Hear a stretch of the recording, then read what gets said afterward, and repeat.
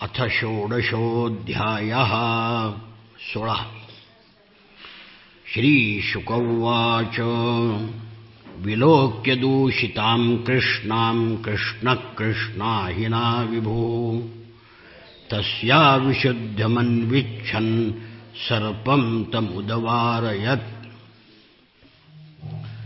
शुकाचार्य म्हणतात, कृष्णाने पाहिलं की यमुना नदीचं पाणी विषारी झालेलं आहे. म्हणून ते शुद्ध करण्याकरता कालिया नागाला तेथून हाकलून दिलं पाहिजे. राजाने विचारलं, कथमंतर्जले गाधे न्यगृह्णात् भगवान् अहिं सवै बहुयुगावासं यथासीर्विप्रकथ्यताम्. यमुनेच्या खोल पाण्यामध्ये भगवान कृष्णाने कालिया नागाचं दमन कसं केलं. तो कालिया नाग पाण्यामध्ये का राहिला होता? कारण साप काही पाण्यात राहत नाहीत. स्वेच्छेनुसार वागणाऱ्या अनंत भगवंतानी ज्या ज्या दिव्य लीला केल्या त्या ऐकून कोण तृप्त होईल? शुकाचार्य म्हणाले, ठीक आहे, ऐक. कालिंद्यां कालियस्यासीद हृदः कश्चित् विषाग्निना अप्यमाणपया यस्मिन् पतन्त्युपरिगाः खगाः. यमुना नदीच्या डोहामध्ये कालिया नावाचा विषारी सर्प राहत होता. त्या विषामुळे पाणी उकळत होतं आणि हवा दूषित होत होती. त्या डोहावरून चाललेले पक्षी सुद्धा मरून पडत असत, इतकं पाणी विषारी झालं होतं. त्या विषारी पाण्याच्या लाटावरून वाहणाऱ्या वाऱ्याने काठावरच्या वनस्पतीवर ते पाण्याचे तुषार उधळले जात होते आणि झाडं सगळी काळी कुट्ट झाली होती. भगवंताचा अवतार दुष्टाचं दमन करण्याकरताच आहे. त्यांनी पाहिलं की यमुना नदी दूषित झाली आहे, कालियाला इथून हाकलून दिलं पाहिजे. म्हणून कमरेला शेला घट्ट बांधला, उंच अशा कदंबाच्या वृक्षावर चढले, दंड थोपटले आणि विषारी पाण्यामध्ये उडी मारली. सापाच्या विषामुळे यमुनेचं पाणी पहिल्यापासूनच उकळत होतं. त्यामध्ये लाल पिवळ्या रंगाच्या भयंकर लाटा उसळत होत्या. कृष्णाने उडी मारल्यामुळे पाणी इकडे तिकडे 400 हात पसरलं. डोहात उडी मारून बलवान श्रीकृष्ण बलवान हत्तीप्रमाणे पोहू लागले. हात पाण्यावर आपटू लागले. त्याचा मोठा आवाज होऊ लागला. कालिया सर्पाने तो आवाज ऐकला आणि आपल्या निवासस्थानावर कोणीतरी आक्रमण केलं आहे हे सहन न झाल्यामुळं कृष्णाच्या समोर येऊन उभा राहिला. कृष्णाला पाहिलं. कृष्ण कसा दिसला? तम प्रेक्षणीय सुकुमार घनावदातं श्रीवत्सपीतवसनं स्मितसुन्दरास्यं क्रीडन्तमप्रतिभयं कमलोदराङ्घ्रिं सन्दर्श्यमर्मसुरुषा भुजयाच्छाद. त्यानं पाहिलं की मेघाप्रमाणे सावळा सुंदर कुमार आहे. वक्षस्थळावर श्रीवत्स लांछन आहे. पीतांबर परिधान केलेला आहे. सुंदर चेहऱ्यावर मनोहर हास्य आहे. पाय कमळाच्या गाभ्याप्रमाणे कोमल आहेत आणि निर्भयपणे खेळत आहे. म्हणून त्याने क्रोधाने श्रीकृष्णाच्या मर्मस्थानी दंश केला. आपल्या शरीराने त्याला वेढून टाकलं. श्रीकृष्णाने आपली हालचाल बंद केली. ते पाहिल्यावर काठावर असलेले गोपाळ अत्यंत दुःखी झाले. त्यांनी आपलं सर्वस्व कृष्णाला अर्पण केलं होतं आणि कृष्ण त्या सापाच्या विळख्यामध्ये बेशुद्ध पडलाय असं गैरसमज करून घेऊन दुःख शोक भयाने मूर्छित झाले. गाई बैल वासरं दुःखी होऊन ओरडू लागली. काही रडत रडत कृष्णाकडे पाहू लागले. इकडे गोकुळामध्ये मोठे अपशकुन होऊ लागले. लवकरच एखादी अशुभ घटना घडणार असल्याचं ते सूचक होते. गोपांनी ते पाहिलं आणि ते भीतीनं व्याकुळ झाले. श्रीकृष्णाचा प्रभाव ते जाणत नव्हते. म्हणून त्यांच्या मनामध्ये आलं की कृष्णाच्या प्राणावर कोणतं संकट आलं आहे काय, आणि भयाने ग्रस्त झाले. व्रजातील सगळी मुलं वृद्ध स्त्रिया यांचं कृष्णावर अतिशय प्रेम होतं. कृष्णाला पाहण्याकरता गोकुळाच्या बाहेर निघाले. बलराम कृष्णाचा प्रभाव जाणत होते. ते हसले पण काही बोलले नाहीत. सगळेजण कृष्णाला शोधू लागले. कृष्णाची चरणचिन्ह दिसली. त्याचा माग काढीत काढीत त्या डोहापाशी आले. वाटेत गायी हमरत होत्या. भगवंताची चरणचिन्ह ज्याच्यावर कमल, जव, अंकुश, वज्र, ध्वजाची चिन्ह उमटलेली आहेत, त्याचा माग काढत काढत डोहापाशी आले. पाहिले तर कालियाने कृष्णाला वेढून टाकलेलं होतं. विळखा घातला होता. कृष्ण निश्चेष्ट बसला होता. गोपाळ किंग कर्तव्य मूढ झाले. गायी हमरायला लागल्या. सगळे मूर्छित झाले. भगवंतानी हे पाहिलं आणि पाठोपाठ यशोदा आली. कृष्णाला कालियाने विळखा घातलेला आहे हे पाहून ती अत्यंत दुःखी झाली आणि सगळेजण डोहामध्ये घुसायला लागले. बलरामाने सगळ्यांना थोपून धरलं. यशोदाही जायला लागली. तिलाही अडवलं. बलराम म्हणाले, काळजी करू नका. त्या सर्पाचं दमन करून कृष्ण सुरक्षित बाहेर येईल. कृष्णाने पाहिलं काठावर सगळे प्रेक्षक जमलेले आहेत. आता कुस्ती करायला हरकत नाही. आणि मग जो विळखा घातला होता कालियाने, तो ढिला करण्याकरता अंग फुगवायला सुरुवात केली. त्या सापाला वेदना होऊ लागल्या. त्याने वेटोळं सोडलं. क्रोधाने फणा उभा केला आणि कृष्णाकडे टक लावून पाहू लागला. त्याच्या नाकातून विषारी श्वास बाहेर पडत होता. डोळे इतके लाल झाले होते की भट्टीवर तापलेलं खापर जणू. तोंडातून आगीच्या ज्वाळा बाहेर पडत होत्या. कालियाने आपली दुभंगलेली जीभ फिरवली. ओठाचे कोपरे चाटू लागला. भयानक डोळ्यांनी विषाग्नीच्या ज्वाळा बाहेर टाकत होता. गरुडाप्रमाणे श्रीकृष्ण त्याच्याबरोबर खेळायला लागले. तो सापसुद्धा वारंवार पवित्रे बदलू लागला.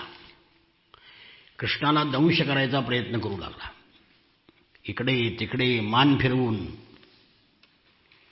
त्याला फिरवून कृष्णाने दमवला. त्याची शक्ती क्षीण झाली आणि मग त्याच्या उंच फण्या वाकवल्या आणि त्या फण्यावर भगवान स्वार झाले. नागाच्या मस्तकावर लाल मणी होते. त्याचा प्रकाश भगवंताच्या सुकुमावर पावलावर पडला, कोमल पावलावर पडला आणि ते चरण अधिकच सुंदर दिसू लागले.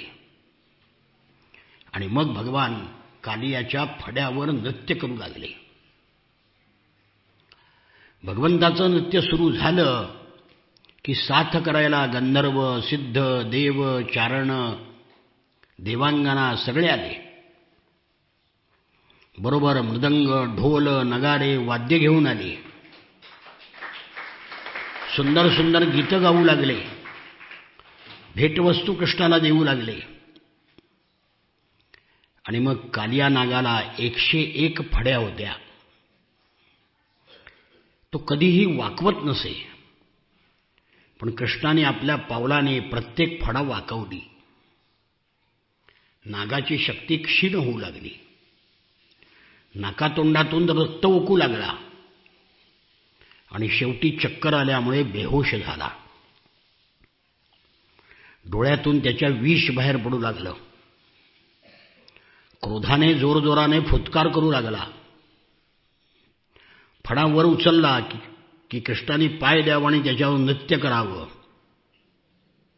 आपल्या लाथेनं वाकून ते तुडवीत असत. त्या पुराण पुरुषाच्या पायावर रक्ताचे थेंब पडत असत. जणू काही लाल फुलांनीच कालिया त्यांची पूजा करीत होता. भगवंताच्या अद्भुत तांडव नृत्यामुळं कालियाच्या फडा सगळ्या छिन्न विच्छिन्न झाल्या. अंग सगळं खिळखिळ झालं. तोंडातून रक्ताची उलटी झाली. आणि मग त्याला सर्व जगाचे स्वामी असलेल्या भगवान नारायणाचं स्मरण झालं आणि मनाने तो शरण गेला. संपूर्ण विश्व धारण करणाऱ्या कृष्णाच्या त्या वजनाने कालिया गलितगात्र झाला होता. त्याच्या फणा छिन्नविच्छिन्न झाल्या होत्या. आणि मग त्या कालियाच्या ज्या बायका होत्या नागपत्नी, त्या अतिशय घाबरल्या. आपल्या लहान मुलांना पुढे करून भगवंतासमोर त्यांनी लोटांगण घातलं, हात जोडले आणि आपल्या पतीला सोडवण्याची विनंती केली. भगवंताला त्या शरण गेल्या. नागपत्नींनी भगवंताची प्रार्थना केली. न्यायो हि दंड कृतकिल्बिषेऽस्मिन् तवावतार खल निग्रहाय रिपोसुतानाम् अपि तुल्य दृष्टेर धत्से दमं फलमेवानुशंसन. हे प्रभो, दुष्टांना दंड देण्याकरता आपला अवतार झालेला आहे. अपराधाला दंड देणं योग्यच आहे. आपल्या दृष्टीने शत्रू आणि पुत्र समान आहेत, म्हणून आपण दुष्टांना जो दंड करता तो त्याच्या कल्याणासाठीच असतो. आपण आमच्यावर मोठी कृपा केलीत. आपल्या पदस्पर्शाने कालियाची सर्व पापं नाहीशी झाली. देवा, कालिया अपराधी आहे, म्हणून याला सर्पयोनी मिळाली आहे. आपला क्रोध सुद्धा याच्यावर अनुग्रह आहे असं आम्ही समजतो. मागील जन्मामध्ये यांनी नक्कीच पुण्य केलं असलं पाहिजे, तपश्चर्या केली असली पाहिजे, जीवावर दया केली असली पाहिजे, म्हणून आपण याच्यावर संतुष्ट झाला आहात. आपल्या चरणकमलाच्या धुळीचा स्पर्श याला झाला. कोणत्या साधनेचं हे फळ आहे आम्हाला माहीत नाही, पण प्रभो, आपल्या चरणरजाला जे शरण जातात ते स्वर्गाचं राज्य किंवा पृथ्वीचं सार्वभौमत्व सुद्धा इच्छित नाहीत, ब्रह्मपद इच्छित नाहीत, रसातळाचं राज्य त्यांना नको असतं, आणि मा लघिमा या सिद्धीसुद्धा त्यांना नको असतात. मोक्षाची सुद्धा त्यांना इच्छा नसते. त्यांना तुमच्या चरणाचा प्रसाद हवा असतो. हा नागराज तमोगुणी योनीमध्ये जन्माला आले असून क्रोधी आहे, तरी सुद्धा सर्वांना दुर्लभ असलेले चरणरज याला प्राप्त झाले आहेत. जे प्राप्त करण्याकरता संसार चक्रात पडलेल्या जीवाला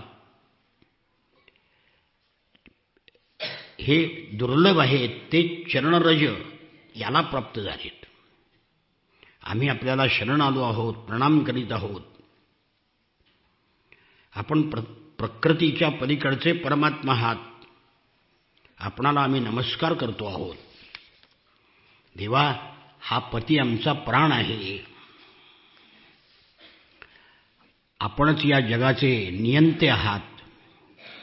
वासुदेव, संकर्षण, प्रद्युम्न, अनिरुद्ध या चतुर्विवाहाच्या रूपामध्ये आपण प्रगट झालेला आहात. आपल्याला आम्ही नमस्कार करतो. देवा, आपणच या विश्वाची लीला करता. आपणच सर्व प्राण्यांना फलदाता आहात. कृपा करा, आपण याला क्षमा करा. हा कालिया अज्ञानी आहे, याने आपला अपराध केला आहे. पण भगवन, हा सर्प मरणाच्या दारी आहे. साधू पुरुष अबलावर दया करीत असतात, म्हणून आम्हा अबलांच्यावर आपण दया करून आमच्या पतिदेवाला परत द्या. आम्ही आपल्या दासी आहोत. आम्ही काय करावं याची आम्हाला आज्ञा द्या. आपल्या आज्ञेचं पालन जो करतो तो सर्व भयापासून मुक्त होतो. शुकाचार्य म्हणतात, भगवंताच्या लत्ता प्रहाराने तो नाग बेशुद्ध झाला होता. नागपत्न्यांनी जेव्हा प्रार्थना केली त्या दयाबुद्धीनं भगवंतांनी त्याला सोडून दिलं. हळूहळू त्याच्या अंगामध्ये चेतना आली. तो श्वासोच्छ्वास करू लागला. थोड्या वेळानंतर त्यांनी हात जोडले आणि म्हणाला, कालिया, वयं खला सहोत्पत्त्या तापसा दीर्घमन्यवः स्वभावो दुस्त्यजो नाथ लोकानां यदसद्ग्रहः.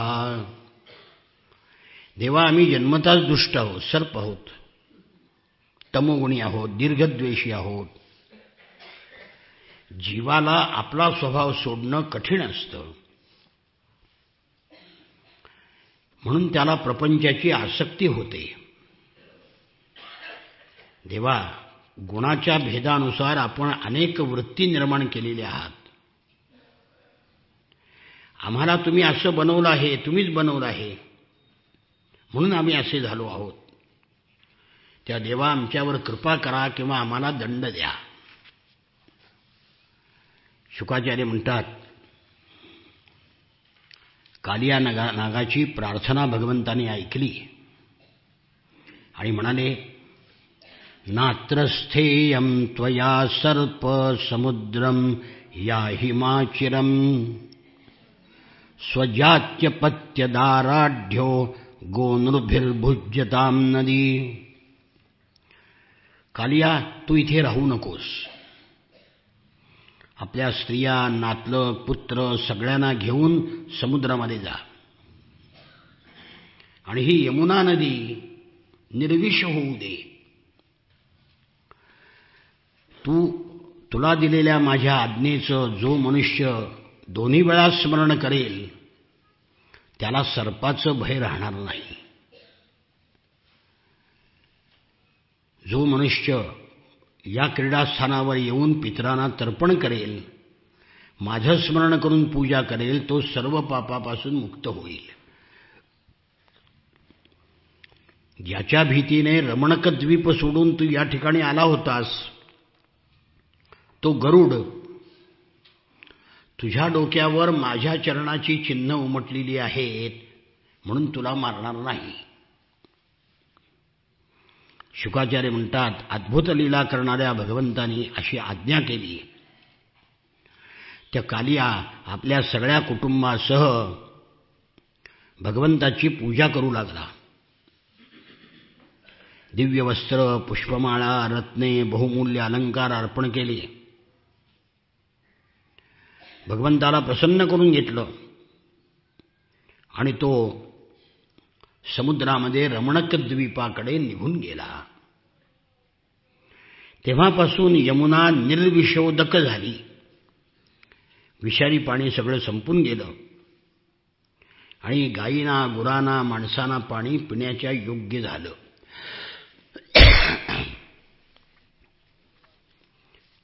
कालियाने नदी दूषित केली होती म्हणून भगवंतानी ती शुद्ध केली. आता सगळ्या नद्या अशुद्ध आहेत भारतातल्या. नद्यांची गटारं झालेली आहेत. साखर कारखान्याची मळी, रसायनाच्या कारखान्याचे पाणी सगळं विषारी, हे सगळं नद्यामध्ये येते आणि नद्यांचं पाणी दूषित होतंय. आता बघू, पंतप्रधानांनी गंगा शुद्धीची योजना, पण सुप्रीम कोर्टाने सांगितलं गंगा शुद्ध करायला 100 वर्षे लागतील म्हणून. इतकी दूषित झाली गंगा. एक दिवस असा येईल की माणसाला शुद्ध हवा आणि शुद्ध पाणी मिळणार नाही.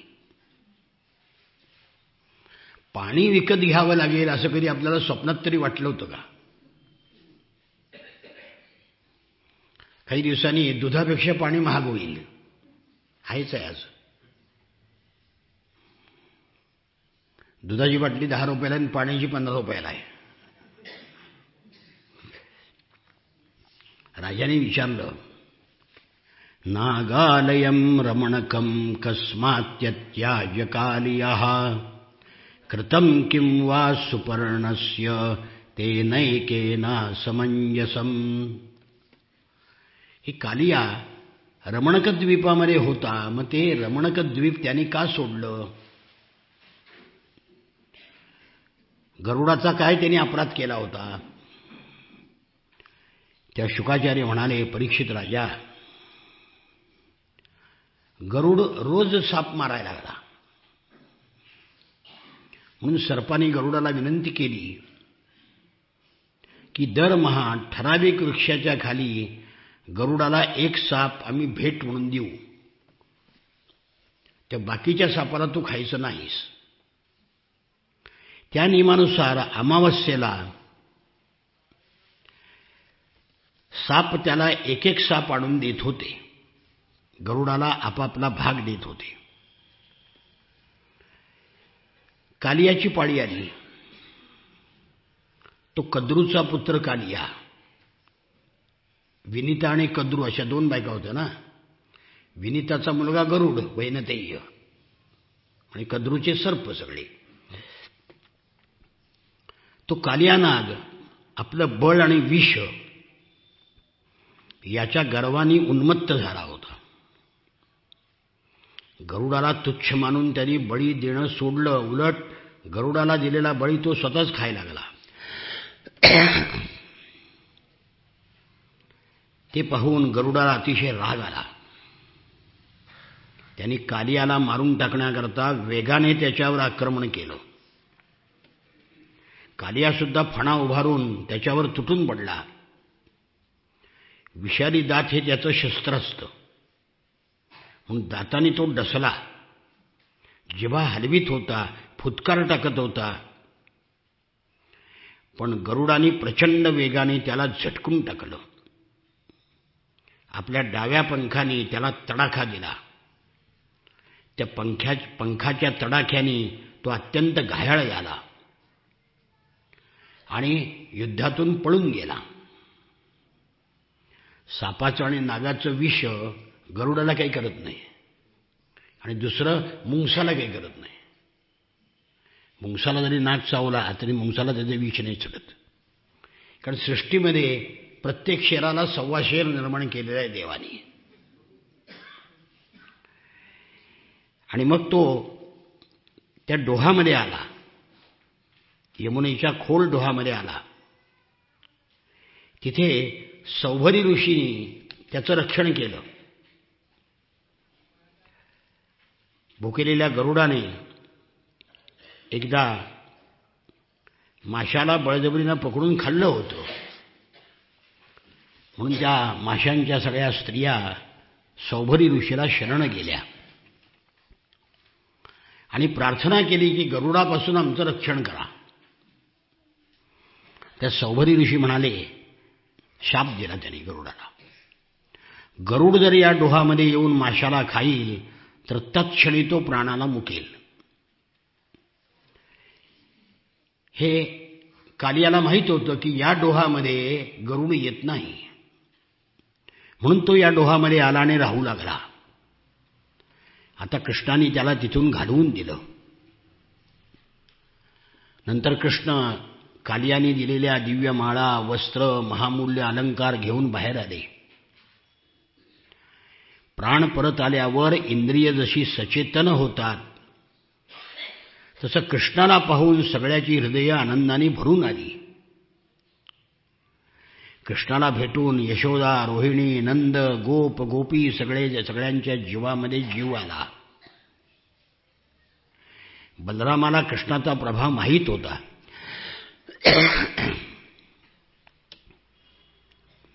तो कृष्णाला हृदयाशी धरून हसू लागला. वृक्ष, गायी, बैल, वासरं सगळ्यांना खूप आनंद झाला. गोपांचे कुलगुरू यांच्याकडे, नंदाकडे सगळे कुलगुरू ब्राह्मण आले आणि म्हणाले, नंदराजा, कालियाच्या तावडीतून तुझा मुलगा परत आला ही भाग्याची गोष्ट आहे. आता तू ब्राह्मणांना दान दे. नंद प्रसन्न झाले आणि पुष्कळ सोनं, गायी ब्राह्मणांना दान केलं. यशोदासुद्धा काळाच्या जबड्यातून कृष्ण परत आला म्हणून त्याला हृदयाशी कवटाळून वारंवार अश्रू ढाळू लागले. आनंदाश्रू होते.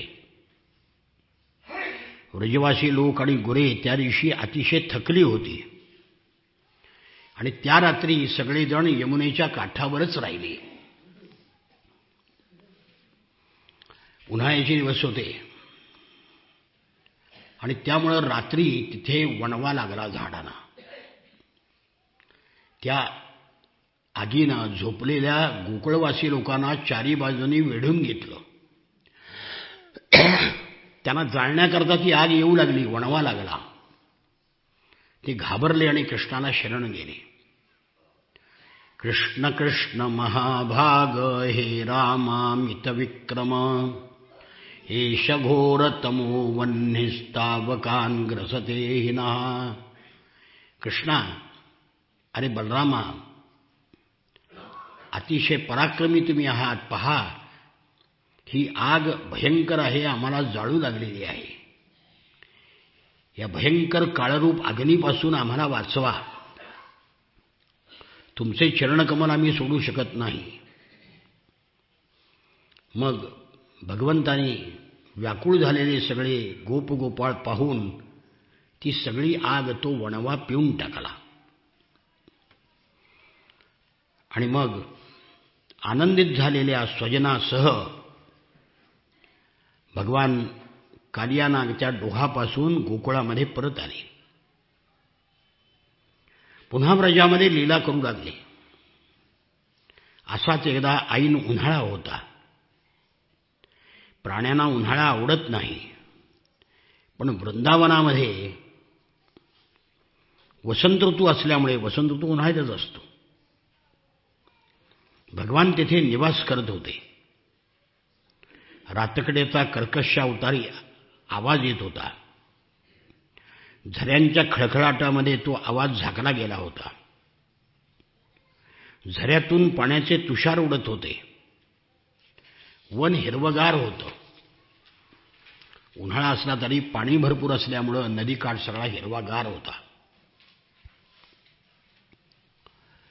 नदी, सरोवर, झऱ्यांच्या लाटांना स्पर्श करून जो वारा वाहत होता त्यामध्ये पांढऱ्या, लाल, निळ्या कमळांचे पराग मिसळत होते. त्यामुळे हिरवळी असलेल्या वनामध्ये राहणाऱ्या लोकांना उन्हाळ्याच्या उन्हाचा, सूर्याचा त्रास होत नव्हता. नदीमध्ये भरपूर पाणी होतं. तिच्या लाटा किनाऱ्यावर आदळत होत्या, म्हणून जमिनी ओलसर राहत होत्या.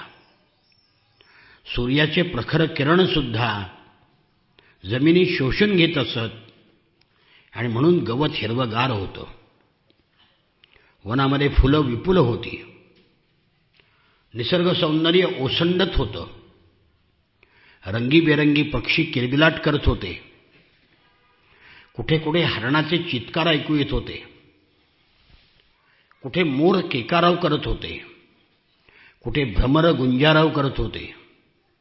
कुठे कोकिला गात होत्या, तर कुठे सारस पक्षी कूजन करीत होते. अशा वृंदावनामध्ये भगवान श्रीकृष्ण आणि बलरामाने क्रीडा करण्याचं ठरवलं. गोधन घेऊन त्यांनी बासरी वाजवली आणि त्या वनामध्ये शिरले. गोपाळ सगळे कोवळी पानं, मोरपिसाचे गुच्छ, फुलांचे हार गळ्यामध्ये घालून गेरूने अंग रंगू लागले. कोणी नाचू लागले, कोणी कुस्ती खेळू लागले, काही जण गाऊ लागले. श्रीकृष्ण नाचू लागत त्यावेळी काही जण गात असत, काही जण बासरी आणि शिंग वाजवत असत, काही जण हाताने ताल धरत असत, काही जण त्याला वाहवा वाहवा म्हणून अनुमोदन देत होते. नट जसे नायकाची प्रशंसा करतात, तसं देवसुद्धा गोपाचे रूप धारण करून तिथे येत होते आणि श्रीकृष्णाची स्तुती करत होते. कानावर झुलपे आलेल्या श्रीकृष्णा बलराम एकमेकाचे हात धरून गोलगोल गोलगोल फिरत, उंच उंच उड्या मारत, कधी पैज लावून ढेकळं फेकत, कधी दंड थोपटत, कधी गट करून एकमेकाला उडीत, कधी कुस्ती खेळत, अनेक प्रकारचे खेळ खेळत असत. कधी कधी जेव्हा इतर गोपाळ नाचू लागत, त्या बलराम आणि कृष्ण गात असत किंवा वाद्य वाजवत असत. नाचणाऱ्या गोपालांचे स्तुती करत असत, शाबासकी देत असत. कधी एक दुसऱ्यावर बेल, जायफळ, आवळे फेकत असत. कधी लपंडाव खेळत, कधी एकमेकांना शिवण्यासाठी लांबपर्यंत पळत जात, कधी कधी पशुपक्ष्यांच्या नखला करीत, कधी बेडकाप्रमाणे उड्या मारीत, कधी वाकुल्या दाखवून एकमेकाची थट्टा करीत, कधी झाडावर दोराचा झोका तयार करून झोके घेत, कधी राजाचा खेळ खेळत. अशा रीतीनं सामान्यपणे मुले जी खेळ खेळत होते ते खेळ वृंदावनातील नदी, पर्वत, दऱ्या, कुंज, वन, सरोवरे वगैरे ठिकाणी सगळीकडे खेळत असत. आता खेळच संपलीत. ती पोरगं आलं की टीव्ही पुढेच बसते, नाही तर कॉम्प्युटर पुढे तरी बसते. खेळ हा विशेष संपलाय आता. एके दिवशी बलराम श्रीकृष्ण गोपाळासह वनामध्ये गुरं राखत होते. त्यांच्या गोपाळामध्ये प्रलंब नावाचा असुर गोपाळाच्या वेशामध्ये येऊन मिसळला.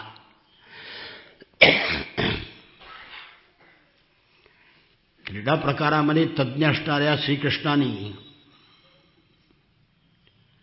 त्याला मारायचं ठरवलं. मित्रांना बोलावलं, आज आपण 2 गट करून खेळू. एकाचा नायक बलराम आणि दुसऱ्याचा कृष्ण यांना नायक बनवलं. काही जण बलरामाच्या गटात आले, काही कृष्णाच्या गटात आले.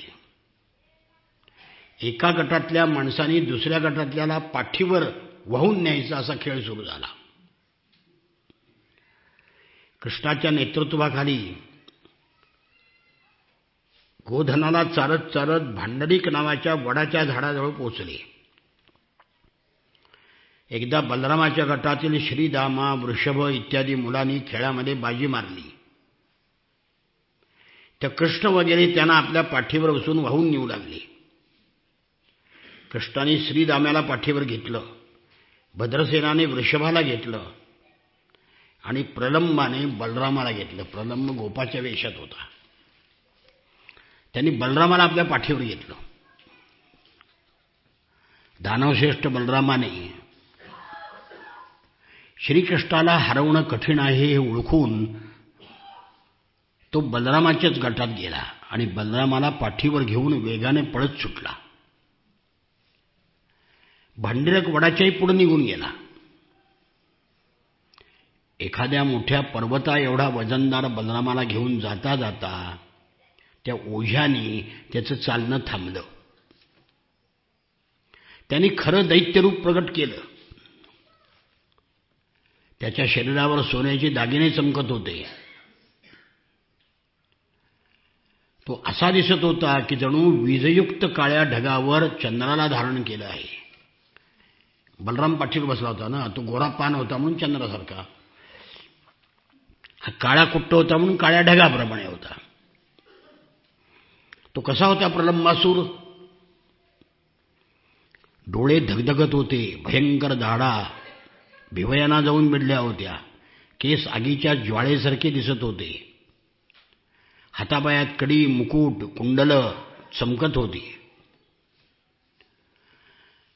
त्याला आकाशात असलेला पाहून बलरामाई थोडेसे घाबरले, पण दुसऱ्या क्षणी त्यांनी सावरलं आणि आकाशमार्गाने जाणाऱ्या त्या शत्रूला ओढून त्याच्या डोक्यावर वज्रासारखा प्रहार केला. तो ठोसा लगावताच त्याचं मस्तक फुटलं.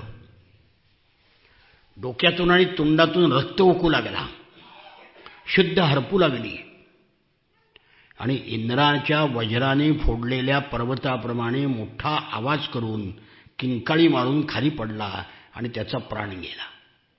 बलराम भगवान की जय. गोपाळांच्या आश्चर्याला सीमा राहिली नाही. वाहवा वाहवा म्हणून सगळेजण बलरामाचं कौतुक करू लागले. गोपाळांची मनं प्रेमाने भरून आली. बलरामावर शुभेच्छांचा वर्षाव करू लागले, स्तुती करू लागले. दुष्ट प्रलंबासूर मेल्यामुळे देवांनाही अतिशय आनंद झाला. त्यांनी बलरामावर आकाशातून पुष्पवर्षाव केला आणि बलरामदादाची प्रशंसा केली. शुकाचार्य म्हणतात, क्रीडासक्तेषु गोपेषु तद्गावो दूरचारणी स्वैरं चरन्तो विवशुस् तृणलोभेन गौहरम. एकदा गोपाळ खेळत होते, खेळण्यामध्ये गुंग झाले होते. तेव्हा त्यांच्या गायी चरत चरत एका घनदाट जंगलात गेल्या. एका वनातून दुसऱ्या वनामध्ये जाता जाता उन्हामुळे त्यांना तहान लागली म्हणून त्या हंबरू लागल्या. मुंज नावाच्या गवताने भरलेल्या वनामध्ये शिरल्या. श्रीकृष्ण, गोपाळ, बलराम यांना त्या गायी शोधून सुद्धा सापडल्या नाहीत. तेव्हा आपण खेळत बसलो आणि गायी दूर निघून गेल्या याचा त्यांना पश्चात्ताप झाला. आपलं उपजीविकेचं साधनच नाहीच झालं म्हणून गोपाळ बेचैन झाले आणि गायीच्या पावलाने तुडवलेले, दातांनी उरबडलेले गवत, जमिनीवर उमटलेल्या खुराच्या खुणा याचा माग घेत घेत ते गेले. त्यांना आढळलं की मुंजारण्यामध्ये वाट चुकलेल्या गायी हंबरडा फोडीत आहेत. तिथे जाऊन त्यांनी गायीला वळवलं. ते अतिशय थकले होते, त्यांना तहानही लागली होती. भगवान श्रीकृष्ण मेघगंभीर वाणीने त्यांना हाका मारू लागले. आपल्या नावाचा आवाज ऐकताच गायी आनंदित होऊन हुंकार देऊ लागल्या आणि तेवढ्यात त्या वनाला अचानक सर्व बाजूनी आग लागली. वारे वाहू लागले, आग भडकली. भयंकर लोळांनी चराचराला भस्मसात करू लागली आग ती. गोपाळांनी गुरांनी पाहिलं की चारी बाजूनी आग आपल्याकडे येते आहे. ते भयभीत झाले आणि भगवंताला शरण गेले. कृष्ण कृष्ण महावीर हे रामामित विक्रम दावाग्निनादैह्यमानान् प्रपन्नांस्त्रातुमर्हता. हे महावीरा श्रीकृष्णा, परमप्रतापी बलरामा, आम्ही आपल्याला शरण आलो आहोत. या दावानलामध्ये होरपळत आहोत, आमचं रक्षण करा. देवा, आमचं सर्व काही तूच आहेस. आपल्या बांधवांची ही प्रार्थना भगवंताने ऐकली आणि सांगितलं, गोपाळांनो, घाबरू नका, मी तुमचं रक्षण करतो. सर्वांनी डोळे मिटा. डोळे मिटल्यानंतर भगवंताने ती भयंकर आग तोंडाने पिऊन टाकली आणि सर्व गोपाळांना संकटातून वाचवलं.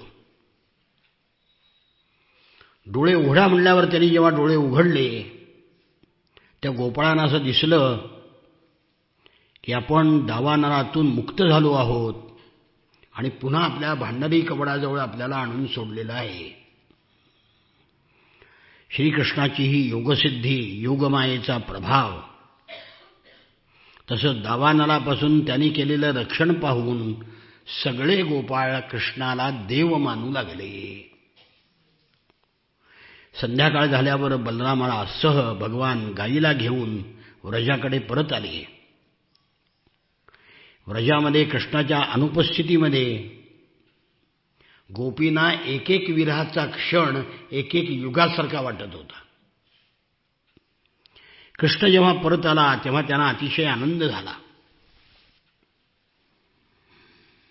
शुकाचार्य म्हणतात, गोपाळांनी घरी सांगितलं की कृष्णाने आम्हाला वणव्यातून वाचवलं, प्रलंबासुराला मारलं. वृद्ध गोप आणि गोपी ऐकून आश्चर्यचकित झाले. ते असं म्हणायला लागले, कृष्ण आणि बलराम आपल्याकडे आलेले कोणी मोठे देव आहेत काय? नंतर वर्षा ऋतू सुरू झाला. या ऋतूमध्ये सर्व प्रकारच्या प्राण्यांची अधिक वाढ होते. सूर्य आणि चंद्र यांच्यावर वारंवार खळी पडू लागतात.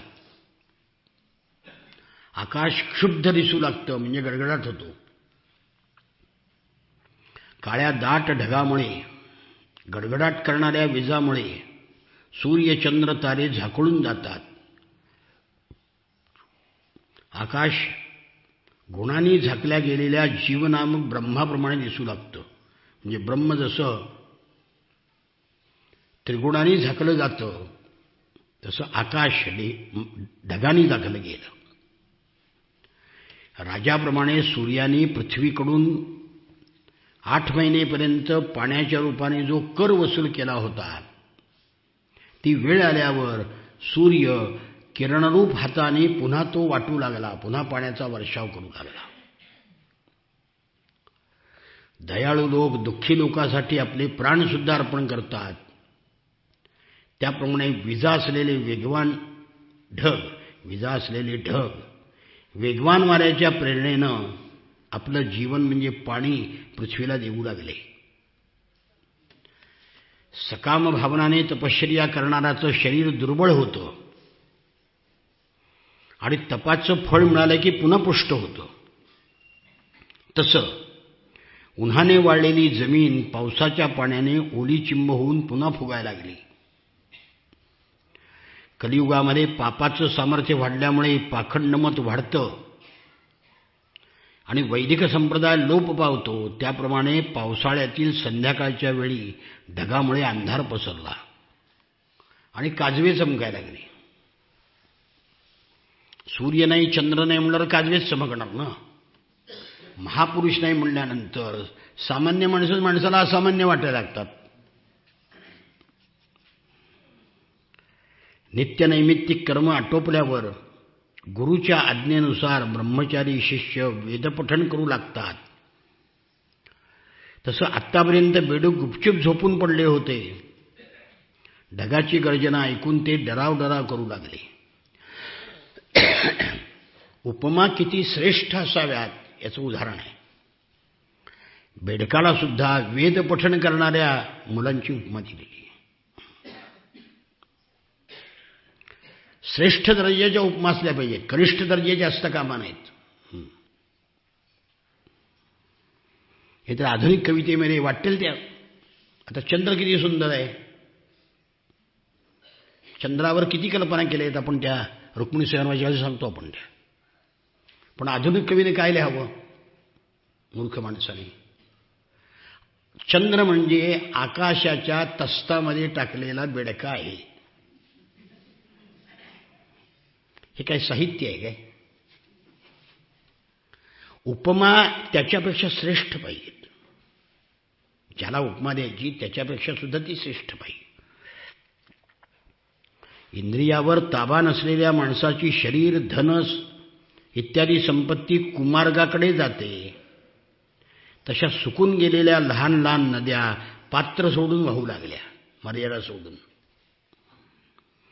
हिरवळीनं हिरवीगार झालेली, काही ठिकाणी पावसाच्या कड्याने लाल दिसणारी, काही ठिकाणी पावसाळी पांढऱ्या छत्र्या उगवलेली जमीन अशी दिसत होती की जणू एखाद्या राजाची रंगीबेरंगी सेनाच. शेतं धान्य संपत्तीनं शेतकऱ्यांना आनंद देत होती. पण ती सर्व काही प्रारब्धाच्या अधीन आहे हे न समजणाऱ्या धनिकांच्या मनामध्ये मात्र मत्सर उत्पन्न करत होती. कारण शेती पिकली म्हणजे कर्ज शेतकरी फेडणार. मग सावकार म्हणले आपल्या मुठीत राहणार नाही, ती शेतं पिकायला लागली म्हणजे. त्यांना न पिकलेलीच चांगली असते, त्यांचे व्याज वाढत जातं ना सावकाराचं. पावसाचे नवीन नवीन पाणी सेवन करून जलचर स्थलचर प्राणी यांचे सौंदर्य वाढले. जसं भगवंताची सेवा केल्याने अंतर्बाह्य सौंदर्य वाढतं. वासनायुक्त योग्याचे चित्त विषयाशी संपर्क होताच कामनाने उद्दीप्त होते. तसं तुफानी वाऱ्याने उसळणाऱ्या लाटांनी खवळलेला समुद्र नद्यांचे पाणी मिळाल्यामुळे आणखीच खवळला. आगीत तूप ओतल्यामुळं आग भडकते ना, तसं उपभोगाने उपभोगाची इच्छा भडकते. तसं नदीचा संपर्क झाल्यामुळे समुद्रही प्रक्षुब्ध झाला.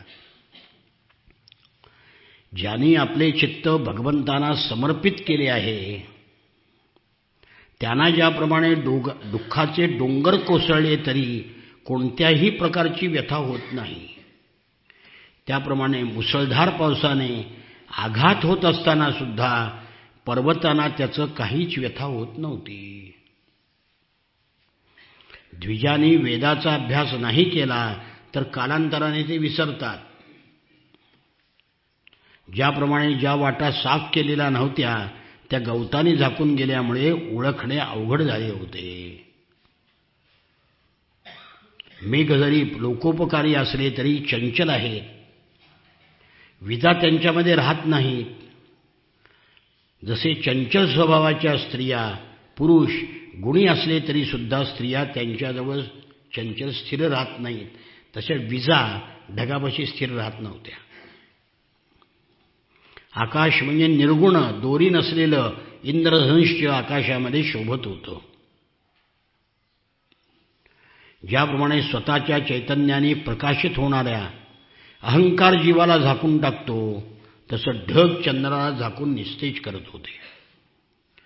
गृहस्थाच्या जंजाळामध्ये अडकून दुःखी झालेले लोक भक्ताच्या शुभागमनाने आनंदमय होऊन जातात. तसं ढगाच्या आगमनामुळे आनंदित झालेले मोर केकारावानी आणि नृत्याने आनंद प्रकट करत आहेत. सकाम भावनेनं तपश्चर्या करणारे सुरुवातीला कृश होतात, पण कामना पूर्ण झाल्यावर पुष्ट होतात. तसं जे वृक्ष सुकून निष्पर्ण झाले होते ते आता मुळांनी पाणी शोषल्यामुळे पाना फुलांनी डवरले गेले. परीक्षित राजा, जसे विषयी पुरुष कामधंद्याच्या व्यापामुळे घरात नेहमी बेचैन असतात, तरीसुद्धा घरातच पडून राहतात, त्याप्रमाणे तळ्याचे काठ, काटेकुटे आणि पाण्याच्या प्रवाहामुळे साधारणतः त्रासदायक असतात, तरीसुद्धा सारस पक्षी ते सरोवर सोडत नाहीत, काटे झाले तरीसुद्धा. गृहस्थाश्रमामध्ये किती संकट आले ते घर सोडत नाही माणूस. तसं सारस पक्षी त्या चिखलातून बाहेर येत नव्हते. कलियुगामध्ये पाखंडी लोकांच्या निरनिळ्या मिथ्या मतामुळे वैदिक मार्ग शिथिल होतात. त्याप्रमाणे पावसाळ्यामध्ये इंद्राने पाऊस पडल्यामुळे नद्याचे आणि शेताचे बांध फुटून गेले, मर्यादा ओलांडल्या. ब्राह्मणांनी प्रेरणा दिल्यावर धनिक लोक वेळोवेळी दान करून प्रजेच्या इच्छा पूर्ण करतात. तसं वाऱ्याच्या प्रेरणेनं ढग प्राण्यासाठी अमृतमय पाण्याचा वर्षाव करू लागले. अशा प्रकारे वृंदावन शोभिवंत दिसत होतं. पिकलेले खजूर आणि जांभळांनी भरलेले होते. आणि अशा वृंदावनामध्ये गायी गुराला घेऊन श्रीकृष्णाने आणि बलरामाने प्रवेश केला. अप्रतिम निसर्ग वर्णन, सगळ्यात उत्कृष्ट निसर्ग वर्णन वाल्मिकी रामायणामध्ये. निसर्गाची वर्णन जर वाचायची असतील तर वाल्मिकी रामायण वाचा. संस्कृत येत नसेल तर आपलं नाथांचं वाचा, भावार्थ रामायण वाचा, त्यातही आहे सगळं. अप्रतिम निसर्ग वर्णन. आणि संस्कृतची आवड असेल तर कालिदासाचं मेघदूत वाचा, अप्रतिम निसर्ग वर्णन. दरवर्षी आम्ही मेघदूताचा उत्सव करतो. आषाढ पहिल्या दिवशी, दुसऱ्या दिवशी, तिसऱ्या दिवशी. आषाढस्य प्रथम दिवसे. निदान संस्कृत वाङ्मय थोडं कानावर तरी जावं लोकांच्या. अशा वेळेला भगवंतांनी पाहिलं की गायी दुधाने भरलेल्या सडामुळे हळूहळू चालत आहेत. श्रीकृष्ण त्यांना हाका मारीत. त्या प्रेमामुळे त्या भरभर चालू लागत. त्यांच्या सडातून दुधाच्या धारा जमिनीवर पडत. कृष्णाने पाहिलं की वनवासी लोक आनंदामध्ये मग्न आहेत. वनराईमध्ये मध गळतो आहे. पर्वतातून झुळझुळ झुळझुळ आवाज करीत झरे वाहत आहेत. आणि त्याचबरोबर पाऊस पडताना आसऱ्यासाठी गुहाही आहेत. जेव्हा पाऊस पडत असे तेव्हा कृष्ण कधी एखाद्या वृक्षाच्या छायेत जाऊन बसत, कधीकधी एखाद्या गुहेमध्ये जाऊन बसत, कधीकधी कंदमुळं आणि फळं खाऊन गोपाळाबरोबर रमत, कधी पाण्याजवळच्या एखाद्या शिळेवर बसत आणि बलराम व गोपाळांच्या सह घरून आणलेला दहीभात खात, भाजी चटणी इत्यादी बरोबर खात. वर्षा ऋतूमध्ये बैल वासरे, दुधाने भरलेल्या सडांच्या भाराने वाकलेल्या गायी पोट भरल्यानंतर हिरव्यागार गवतावर बसून डोळे मिटून रवंथ करीत असत. डोळ्यापुढे चित्रच उभं राहतंय. सर्व प्राण्यांना सुख देणाऱ्या, त्यांच्याकडे व आपल्याच शक्तीचा विलास असलेल्या वर्षा ऋतूच्या सौंदर्याकडे पाहून भगवंत सर्वाची प्रशंसा करीत. अशा प्रकारे श्याम आणि बलराम गोकुळामध्ये राहत असताना वर्षा ऋतू संपला आणि शरद ऋतू आला. आता आकाशामध्ये ढग नव्हते. पाणी निर्मळ झाले होते. वारा संतगतीने वाहत होता. योगभ्रष्ट पुरुषांची चित्ते पुन्हा योग साधना केल्यावर निर्मळ होतात. तसं शरद ऋतूमुळे कमळे तयार झाल्यामुळे पाणी स्वच्छ झालं. योग्याच्या चित्ताची उपमा दिली. भगवंताची भक्ती आश्रमानुसार वागणाऱ्यांचे पाप नष्ट करते. तसं शरद ऋतूने आकाशातील ढग, पावसाळ्यातील जीव, जमिनीवरचा चिखल आणि पाण्याचा गढूळपणा नाहीसा केला. जसे सर्व कामनांचा त्याग करून शांत झालेले मुनी पापमुक्त होऊन शोभतात, त्याप्रमाणे आपले सर्वस्व असलेल्या पाण्याचे दान करून ढग शुभ्र कांतीने शोभू लागले. ज्ञानी पुरुष योग्य वेळी आपल्या अमृतमय ज्ञानाचे कोणा अधिकाऱ्याला दान करतात आणि कोणाकोणाला करीतही नाही. त्याप्रमाणे आता पर्वतामधून कुठे कुठे झरे वाहत होते, कुठे कुठे वाहत नव्हते. कुटुंबाचे पोषण करण्यामध्ये व्यग्र झालेले मूर्ख लोक स्वतःचं आयुष्य क्षणाक्षणाने कमी होत आहे हे जाणत नाहीत. त्याप्रमाणे पाणी भरलेल्या लहानसहान खड्ड्यातील जलचरांना खड्ड्यातील पाणी दिवसेंदिवस कमी होत चाललं आहे हे कळत नव्हतं. इंद्रियाच्या ताब्यात राहणाऱ्या दीनवाण्या आणि दरिद्री गृहस्थाला निरनिराळे ताप सोसावे लागतात. त्याप्रमाणे थोड्या पाण्यात राहणाऱ्या प्राण्यांना शरद ऋतूतील सूर्याच्या प्रखर किरणाचा त्रास होऊ लागला. जसे विवेकसंपन्न साधक हळूहळू शरीर आणि अनात्म पदार्थाबद्दलचं मी माझेपण सोडून देतं, तसं जमिनी हळूहळू चिखल सोडू लागल्या, वेली कोळेपणा सोडू लागल्या. मन संकल्परहित झाल्यावर आत्माराम पुरुष कर्मकांडाचा आग्रह सोडून देऊन शांत होतो.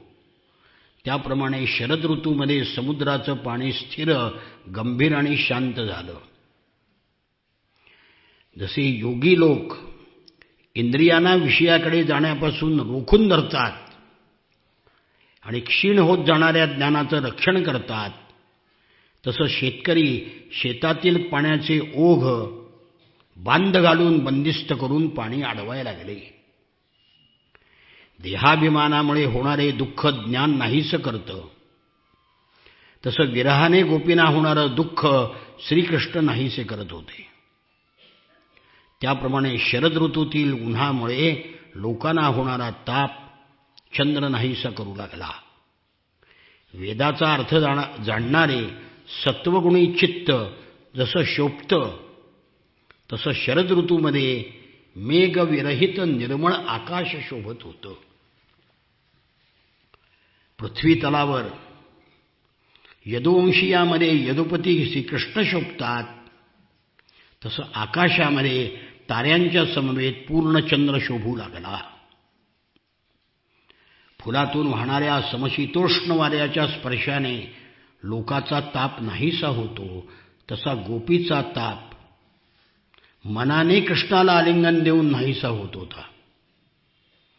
ईश्वराच्या आराधनेसाठी केलेल्या क्रियांचा पाठलाग त्याची फळं करतात. म्हणजे आराधनेच्या मागोमाग फळं असतातच. तसं गोपीचा ताप, तसं शरद ऋतूमध्ये ऋतूप्राप्त झालेल्या गायी, हरणी, चिमण्या, स्त्रिया, बैल, हरिण, पक्षी आणि पुरुष यांचा पाठलाग करू लागले. राजामुळे चोराशिवाय सगळे निर्भय होतात, तसं सूर्योदय झाल्यामुळे चंद्रविकासी कमळाशिवाय सगळी कमळं उमलली. शहरात आणि खेड्यामध्ये नवान्न इष्टी मोठमोठे उत्सव होऊ लागले. परिपक्व धान्याने संपन्न पृथ्वी अत्यंत शोभू लागली. साधना करून सिद्ध झालेले पुरुष जसे योग्य वेळ येताच आपल्या देव इत्यादी शरीरांना प्राप्त होतात, त्याचप्रमाणे व्यापारी, संन्यासी, राजे, गुरुकुलातील विद्यार्थी जे पावसाळा असल्यामुळे एका ठिकाणी राहिले होते, ते तेथून निघून आपापल्या कामाला लागले. आणि अशा वेळेला शरद ऋतूच्या रमणीय वातावरणामध्ये भगवंतानी वेणू वाजवायचं ठरवलं.